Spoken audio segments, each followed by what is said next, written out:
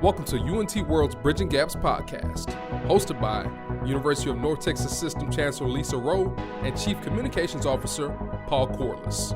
This monthly podcast spotlights innovators and leaders from the University of North Texas System and its member institutions, the University of North Texas, UNT Dallas, and the UNT Health Science Center. With our heart in North Texas, we transform lives and create economic opportunity.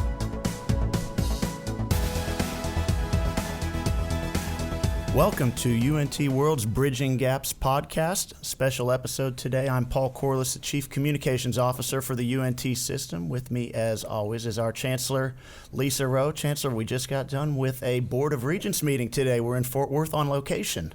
That's exactly right. It was kind of an emotional board meeting, and that we had some big changes, and so we'll get a chance to talk about some of those today. Well, since we are going to talk about those big changes, why don't we just hop right into it? For as long as I've been around the system, he's been our chairman. He is one of the most influential self-made businessmen in Texas, in the United States. Native of Big Spring, Texas, he attended UNT in the 1980s, holds a bachelor's and master's degree in accounting. If you don't know who I'm talking about yet, it's our chairman of the board, Brint Ryan, founded Ryan LLC in 1991. Today, Ryan LLC is the largest firm in the world that is exclusively dedicated to business taxes. He has been the chairman of the board and CEO for Ryan and oversees more than 2,000 professionals and 14,000 clients in more than 45 countries. Chairman of the State of Texas's Tax Policy Advisory Board. He was appointed by Lieutenant Governor Dan Patrick in 2015. And he's been a member of the UNT System Board of Regents since 2009 when he was appointed by Governor Rick Perry and reappointed by Governor Abbott in 2015. He has been our chairman from 2013 until today.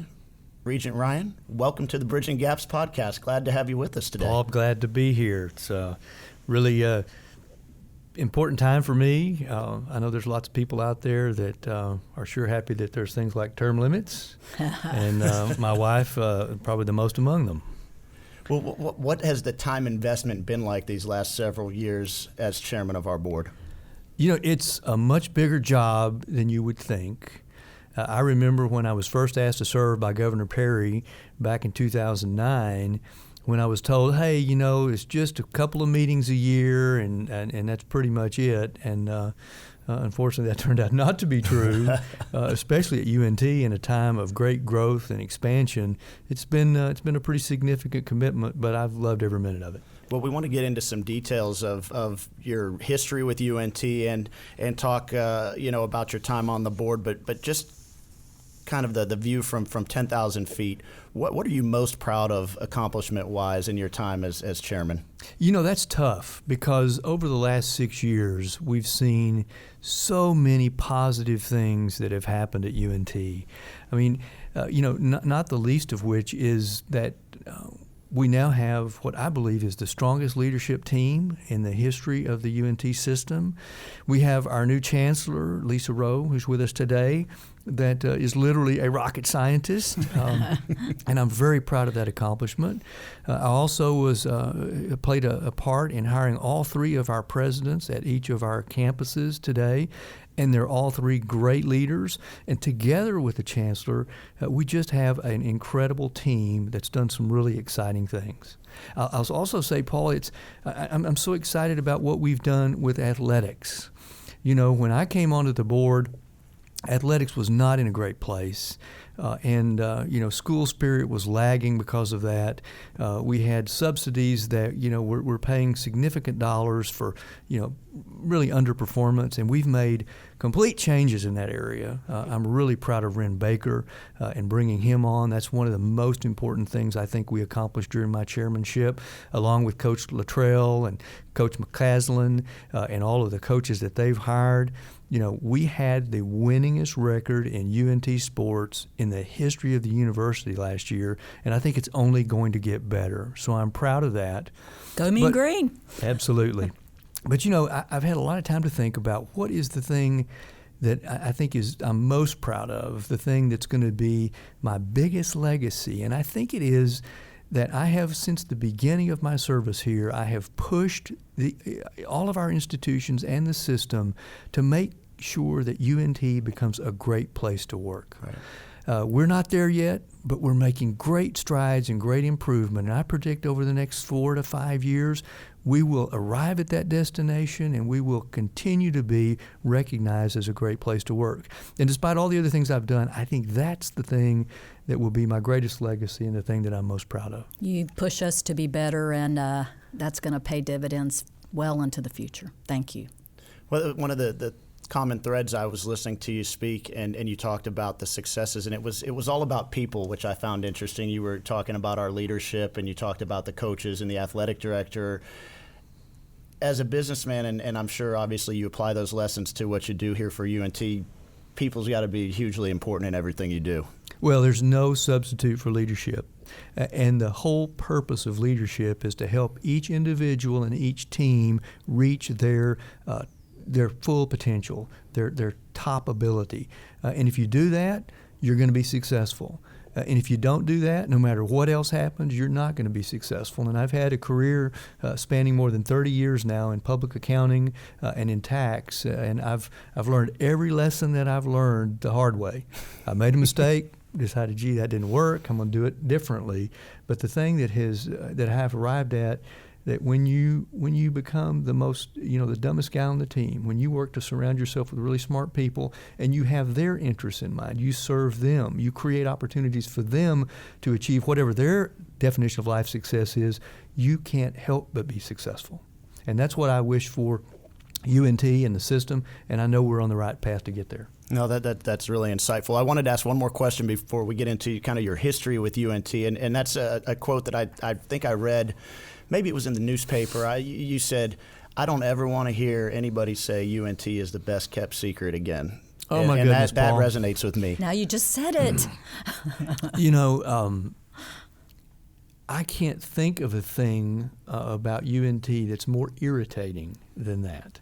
You don't hear it much anymore. We used to hear it. In fact, we kind of almost used to be proud of it. And from my perspective, that's one of the things. There were two things when I joined the board that I really wanted to accomplish. One of them was to make the value of a UNT degree worth more than it was when I started. And two, to help the university reach its full potential. And I think we've made great strides in both of those areas. No, I thought that statement really signified a culture change, and I thought it was powerful. Well, you just mentioned your history with UNT, and how did you get there from Big Spring? It's a very interesting question. I'll have to give much of that credit to my dad. I remember as I was getting out of high school, going to college these days is very different than it was back in the 1980s. But my father sat me down and he said, "Son, you can go to any school in the world that you want to go to as long as it's a state school in Texas." And I thought to myself for a second, I said, well, you old goat, I'm going to get out the map and find the Texas State University as far away from this place as I possibly can. Now, it also helped that my uncle, Jack Wilson, was also a successful graduate from the UNT School of Accounting. And had a successful career in public accounting. And so between those two things, I made the decision to come to UNT. I think I filled out 3 applications for different schools. I got accepted at 2, and I chose UNT. And I've valued that experience ever since, Texas Tech. Okay. So I had my choice. Now, good choice. That's well, good. If you're from Big Spring, Texas, pretty much everybody from our high school went to Texas Tech. I'll bet. And I figured, I'd spent enough time with those folks, 4 years, and wanted to do something different. When you arrived at UNT, were you career focused? Did you have a mind for numbers, or what was it like when you hit the ground in Denton? Paul, to be completely candid, I was lost. And one of the things that I value about UNT is what it helped me become. Because when I rode out of that dusty little West Texas town in 1982 and came up here, I had no idea what I wanted to do with my life. I was wild, I was undisciplined, I was in trouble all the time. But that first semester, it has a way of focusing the mind because the alternative was not good. Dad told me, he said, we're going to support you, but if you don't do well, you're going to come back and you're going to get a job at the refinery. And I knew what that looked like. I knew coming home at 6 o'clock in the afternoon with Nomex and oil all over you. I knew what that looked like, and that was not something I wanted to do. So it really had the effect of straightening me up. But it wasn't until I took that first tax class that I really thought, okay, I think I know what I want to do in life. Because before that, I had no idea. I was bouncing around, getting in trouble. But from that point forward, that was really my awakening when I realized here's something I love to do. Here's something that I'm passionate about. Here's something where there's a real value that you can provide to people. And I decided that's what I wanted to do. And at what stage in your time at UNT did you take that first accounting class? I was in my third year of UNT. I'd finished the basic accounting classes, the intermediate accounting classes. I'd survived Tom Clammer's intermediate accounting class. And Horace Brock's partnership taxation was up next. But it was in that first semester of my third year that I was really, growing up. Did you do some internships and things at that time? I didn't. I did a co-op arrangement during grad school with IBM, which was also a great experience that the university made available to me. But by that time, I'd grown up enough to know that I needed to behave myself, I needed to act professionally, and I needed to, to be successful in my studies. And you entered the workforce and got into the accounting business. Not obviously, you didn't start your own company immediately. How did your career start out? If I ever write a book about my life or my career, the title of it's probably going to be "I'd Rather Be Lucky Than Good," because I was not at all the most successful graduate from the UNT School of Accounting. There were a number of us that had studied together and gone to class together, graduated together. Van Beber, who was the valedictorian of the College of Business, was one of my close friends during that period of time. And so nobody would have voted me most likely to succeed. But I went to Coopers and Lybrand with actually a number of us that graduated from UNT that year. And it just so happened that after my first year, I met my longtime mentor, a fellow named Chris Collis, and Chris came to me and he said, "How would you like to be in the state tax group?" And I thought for a second. I said, "Well, gee, I've gone to school for 5 years to become a federal tax guy. I'm building my career. I want to be a partner in this firm at some day. So no, I don't think I'd want to do that at all. In fact, I thought that was like for widows and orphans." And so he kind of chuckled and walked away. A few days later, he comes back in my workstation, cubicle, if you will, and the first thing he did is he reached down and grabbed some tissues and blew his nose, which I found highly offensive. And then he said, "Oh, by the way, congratulations." I'm like, "Well, Mr. Collis, for what are you congratulating me for?" He said, "Well, you're the newest member of our state tax team." So at that point, I saw my career going downhill on a fast train. But what I couldn't have known at the time was that before I joined in 1988, there was a tsunami of state tax washing across the shores of the United States. It started in 1981 when Ronald Reagan passed the largest single tax cut in the history of the United States up to that time. And the programs that were affected by that tax cut, they didn't go away. Many of them went to the states, some in a form of a block grant, some just with the responsibility for funding those programs. And the result was Texas in 1984 passed the largest single state tax increase in the history of the United States. It was followed up again in 1987 with House Bill 61, at that time a $5.7 billion increase and the largest state tax increase in the history of the country. California usurped us in 1991 with a $3 billion tax increase. But the result of all that was the focus shifted from Fed tax to state tax. And here I am, very junior, but just answering the phone. And it was an enormous opportunity. I loved my years there, but at the end of the day, I think the firm expected this to be limited, and I saw an opportunity. I encouraged them to invest in it. They decided not to. So in 1991, in that summer, I decided, look, there's so much opportunity here. I'm going to try this on my own. Well, how hard is that to pull together the resources? I mean, you're a kid, basically. I was a kid. I was 27 years old, and the reason I did it is because nobody told me I couldn't. Mm-hmm. I didn't know any better. I mean, if I had waited a little bit longer, gotten a little more experience, maybe started a family, chances are I'd still be in public accounting with one of the accounting firms. But the reality was I didn't know any better, so I took that chance. And what I found was I remember on my way out, my friends at Cooper's and Scott Duncan, who at that time had just literally within the last month of my departure had become head of tax for the Dallas office, and he said, "Brent, I hear from people that you're really an up and comer, and you should bide your time. You're going to be very successful here, and you're not going to be successful on your own. What you're planning is not going to work." And I thought for a second. I said, "Mr. Duncan, you're probably right. I'm probably going to fall flat on my face. But the reality is, there's 5 other firms just like you guys right now. So if I do that, I'll just go to the next one." Well, then it turned out, we leave in 1991. I've got no assets. I've got no financial wherewithal at all. I had a couple of credit cards.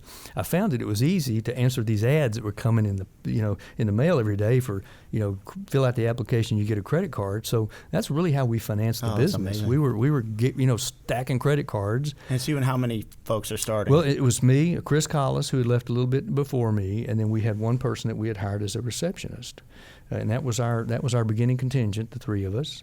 Where do you have an office? Or? Yeah, it's called Office in the Park. If you ever find your way just north of LBJ on Midway Road, there's a little office complex called Office in the Park. We leased an 800-square-foot office up in the corner of that office park, which at the time was the biggest financial decision I'd ever made, to whether or not we could afford $900 a month in rent, which we couldn't, actually. And I spent the next 5 months thinking, oh my goodness, I wonder if Mr. Duncan will give me my job back. Because I thought for sure I had thrown away my career. I had, before it even got started, I killed it. But it turned out that November, we won a case for an elevator manufacturer located in Fort Worth, and we earned a fee that was the most money I'd ever seen in my life. And I knew at that point, we're onto something. And, we never looked back. We just celebrated our 28th year in business on the 15th of this past July. We've grown revenue every year in the last 28 years, which is remarkable. That's incredible. That's amazing. We now have 2,800 people working in 50 countries around the globe. We saved our clients almost $3 billion in taxes last year, and today we're one of the largest tax players in the entire world. Would you say you've kept the same business approach since the beginning, or have you changed? Or have there been key decisions along the way that have really changed your outcome? Chancellor, it's grown, it's expanded, but the key concepts, putting your money where your mouth is, treating your client's money the way that you would treat it if it was your own, putting client service above and beyond your own financial interests. Those values that we established early in the formation of the business are still our values today. Now, they're more polished, they're more broadly disseminated, but it's still the same core business. It's still the same principle of helping people pay what they owe, but not a penny more. Well, as an international powerhouse now in your space, how often are you here in Texas, and how often are you overseas or elsewhere for your business interests? Well, Paul, people ask me all the time, they say, well, where do you live? And I answer that question with, well, my home is in Dallas. I am all over the place. I spend a lot of time traveling. We do a lot of travel overseas. We've been expanding aggressively in Europe this past year. We had last year a very successful acquisition of a company called VAT Systems, which is a big player in the VAT compliance space. And we're continuing to work on acquisitions overseas to help us build a business, with the purpose being that we want to have a network big enough to serve our clients wherever they may have operations. And about how long into the business did you start to really see growth and hey, I've really got something here? We grew aggressively in those early years. Our first year in business, we did $158,000 in revenue. Now, that was for a half of a year in 1991. The next year, we did $900,000 in revenue. We doubled that the next year. The year after that, it went to $2.4 million. And by the end of the decade, we were at almost $40 million in revenue. Wow, that's amazing. So it took, in the beginning, it happened fast, it scaled quickly, and we realized we were onto something. And you're starting to have success. At what point in time do you start re-engaging with UNT and getting involved in your alma mater? Well, I was literally about 15 years in the wilderness building this business. And when you start in a startup like ours, where you're basically the chief bottle washer, you do everything, there's not a lot of time for philanthropic pursuits or volunteer pursuits. You just don't have the time for it. But I remember that, after I'd been out about 15 years, Fred Wu, who was the head of the chair of the Department of Accounting, invited me to become part of the Accounting Advisory Board. And I thought, okay, well, I can maybe make time for that. I really hadn't been much involved in UNT at all at that time. So that's how I got started. And I met John Price there when he was chair of the department. And I did that for a number of years. Then I kind of matriculated through to the College of Business. Back then it was the College of Business Administration, the COBA Advisory Board. And I served for a number of years on that board. I chaired the Accounting Advisory Board for a while. And that was when I was really getting back integrated into UNT, really focused in the College of Business, when I got a call from the governor in 2009, and he asked me if I would serve as a regent. Well, I had no idea what that was. As I mentioned earlier, he told me it was kind of wasn't going to require a lot of time, just a couple of meetings a year, and I guess that's how they get regents recruited. So what you've learned in your business life, what can I do with UNT, the system, and across our campuses to instill those principles? Which things do you think are the most important things? I think it's a simple recipe, Lesa. It's the first thing you have to do is you have to fully understand the purpose of the organization. Because if you're not purpose-driven, you will get off track, you will stray down the wrong path, you will not get where you want to be. But if you figure out what the purpose of the institution is and you set in stone those values that support that purpose, that's the foundation. And then when you build on that foundation, you make sure that you create a culture where every person that's associated with the university has the opportunity in their particular role to reach their definition of life success. We're here to make sure they succeed. And if you build that kind of a culture, we were number 52 on Fortune's Best Companies to Work For last year. I was thrilled with that. That means that we're right in the middle of the 100 best-run companies in the entire United States. That's an achievement that I worked for 8 years before we ever appeared on the list, and 10 years since we first appeared. But that has done so much for our company in terms of its performance, in terms of the fulfillment of the people that are with us, in terms of pushing down attrition rates and making us very successful in what are today some significant talent wars for people. And I think that's a path that many other businesses and institutions have followed, and I think we're on the path here at UNT. I think we're following that same path, and I think it will produce huge value for us down the road. I believe it too. So I'm interested as your start as a regent. You don't quite know what you're getting into, and 4 years later you're the chair. How did that all come about? You quickly got deeply involved, right? I did. My first board meeting, I'll remember it for as long as I live. I went into it after I'd gone through the orientation. Back then it was a big stack, it was about a 5-inch stack of paper and a binder that you had to read through to be oriented to be on the board. But I went into the first meeting and I told myself, okay, you don't know anything about this. You have no idea what you're doing here. Just be quiet. Just listen.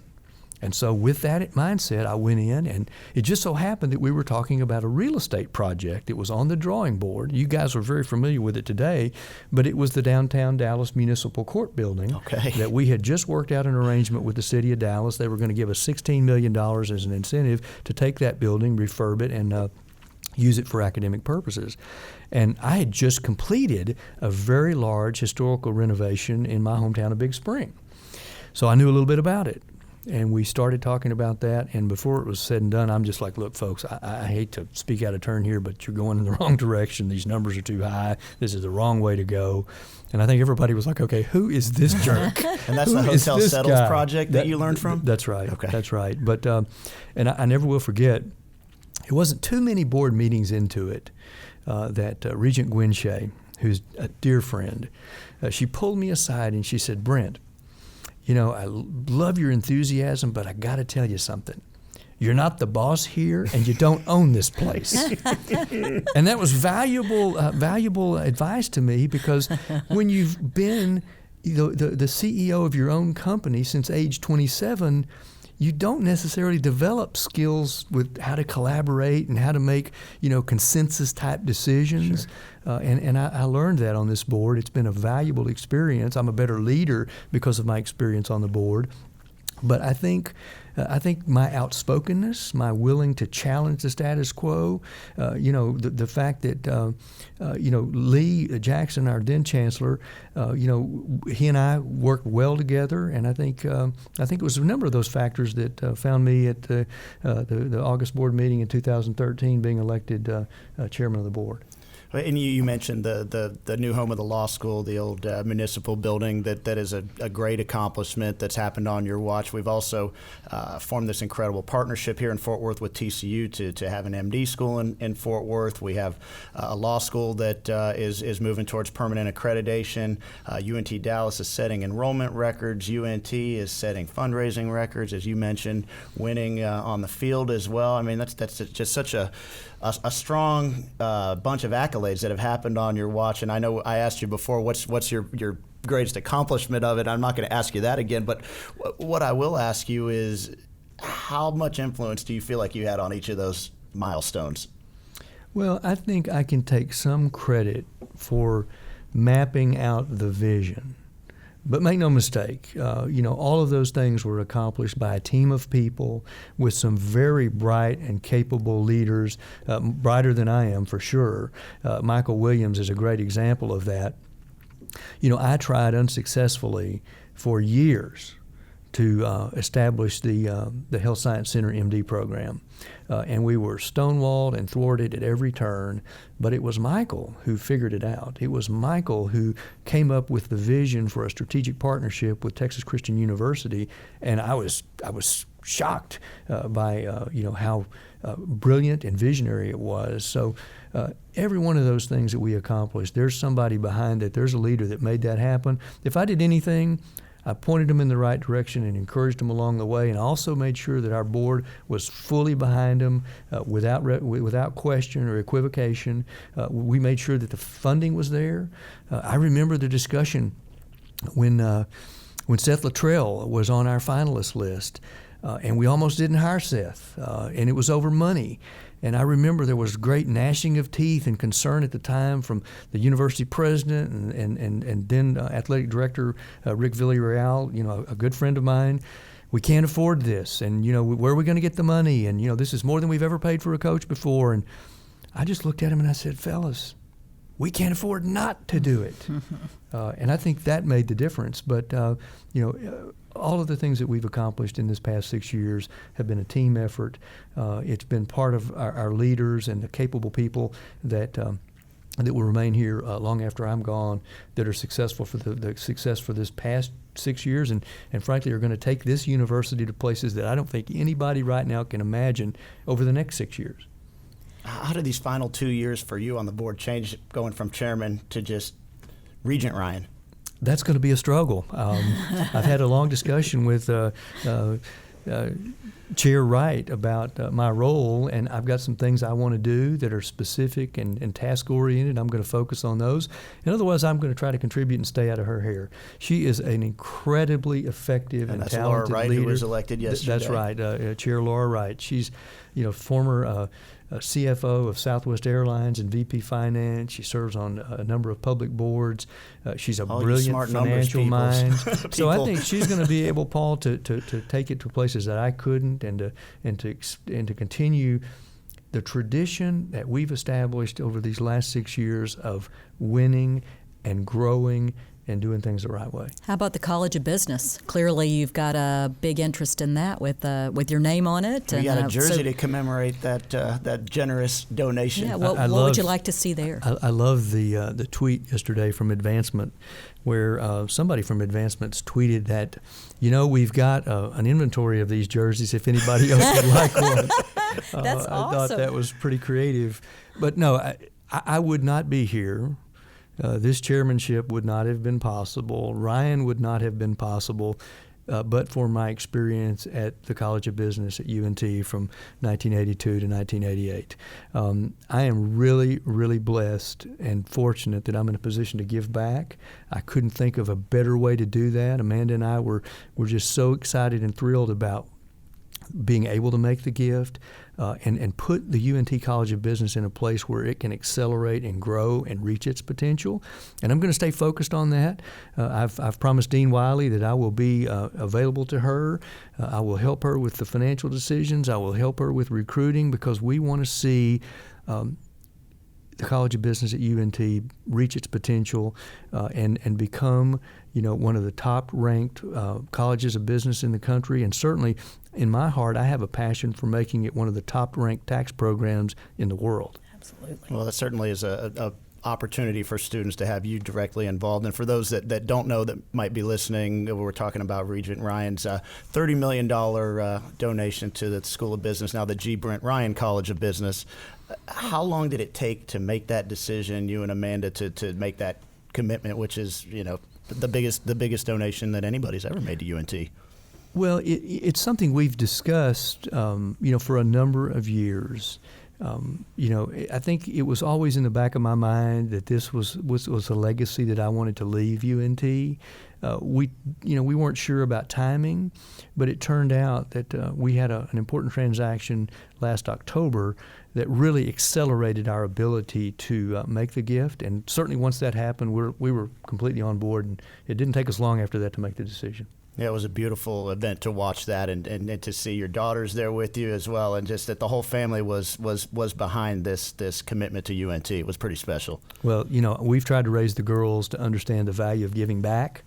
I can tell you I've learned probably one of the most important lessons, if not the most important lesson I've learned in life, is success is not worth much if you don't share it. Yeah, that's great. Well, we know you're super busy, but I wanted to ask you some fun questions before we let you go, if that's okay. And these have been pretty fun for me. The first one's really specific to a passion I have is music. You told me your favorite Grateful Dead song is "Truckin'," right? That's right. So you got a good memory. What kind of tunes do you like to listen to? I would say that my taste in music is extremely broad.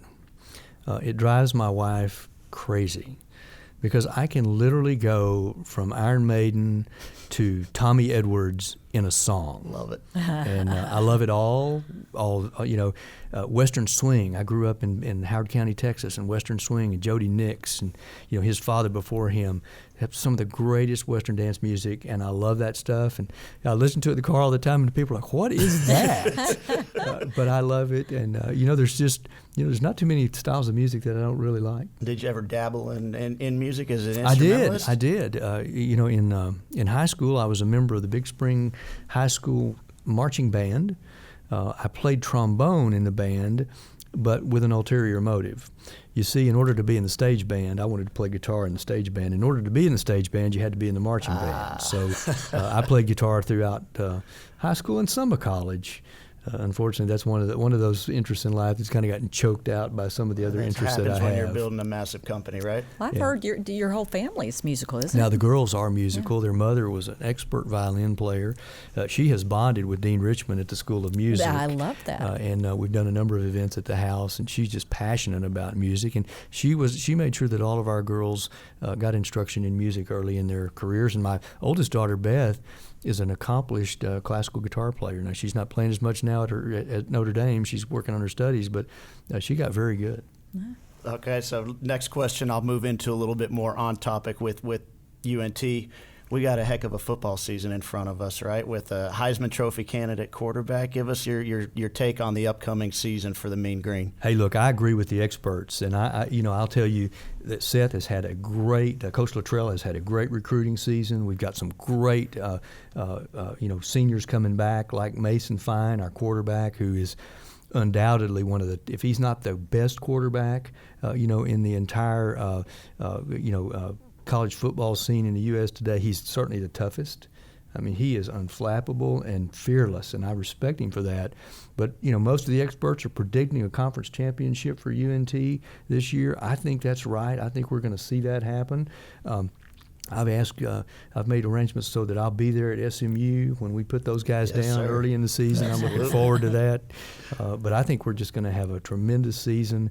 And, I would encourage everybody that listens to this to understand that the more we support athletics at UNT, the more success we're going to have.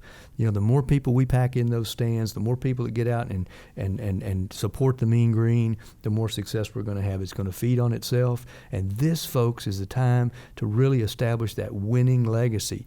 Coach Luttrell and, A.D. Baker, they can't do it by themselves. We have to get out there and support them.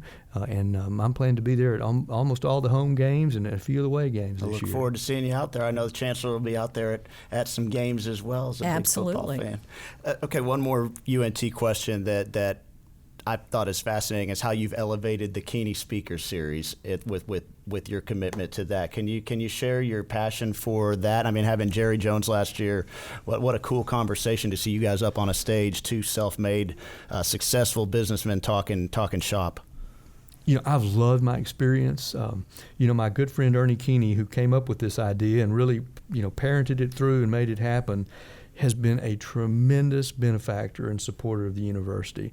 There are very few other people that have done as much or has been as consistent as Ernie has, and I found the experience to be just phenomenal. I got to try to manage people like Jerry Jones on stage and Boone Pickens. Who can forget that that session? Oh, my goodness. But it's been just a great pleasure. When Alan Dershowitz spoke, we did an event at my home, and he came, was sitting on the couch, and a couple of my daughters walked up and just said, "Hey, who are you?" and struck up a conversation with him, and we took pictures of it, and it's been fun. It's been rewarding. But most importantly, we're on the precipice of having almost a $4 million endowment in the Keeney Series to support scholarships at UNT and to keep the program moving forward. Just making a difference there. Well, the last thing I just wanted to ask you about was, we've talked UNT, we've talked business, we've talked a little bit of family, but what are you doing in your, I'm sure, tons of spare time that you have, because you're not busy at all, as I say sarcastically? What do you do? What do you guys do for fun? Our as a family, our passion is travel. I've got 5 daughters, ages 12 to almost 20. Beth, our oldest, will be 20 in October. But as a family, we love to travel. We own a couple of homes across the country, and we just like to get away and go see and do things. We spent 2 weeks this summer in the south of France, which was just phenomenal. And we did a lot of shopping because, they're girls. We went to literally every Gucci store in the south of France, I promise you. I've got the receipts to prove it. But that's our real passion. The girls are certainly, my passion and Amanda's passion. We've had just a life that you just really couldn't imagine with 5 beautiful, intelligent daughters, and spending time with them, getting away, seeing the world is really a passion of ours. Well, we'll let you go get back to your family here. Thank you so much for taking the time to do this. We know how busy you are, and Chancellor Roe, I know you feel the same way. So it's amazing to have him. Thank you very much. Well, this was fun, Paul and Lesa. It's UNT is an important subject for me, and as I reflect back, I'm really proud of what we've accomplished over the last 6 years and look forward to being part of what's to come next. Well, it's going to be odd not seeing you in that chairman's seat, but we look forward to continuing to work with you as a regent. And again, thank you for joining us today. For Chancellor Lesa Roe, I'm Paul Corliss with the UNT system. Thank you for listening to UNT World's Bridging Gaps podcast. We'll see you next time. Thank you for listening to the UNT World's Bridging Gaps podcast. You can stream or download our podcast from iTunes, Spreaker, or SoundCloud. You can also visit us online at untsystem.edu/podcasts. This has been a University of North Texas System production. Together we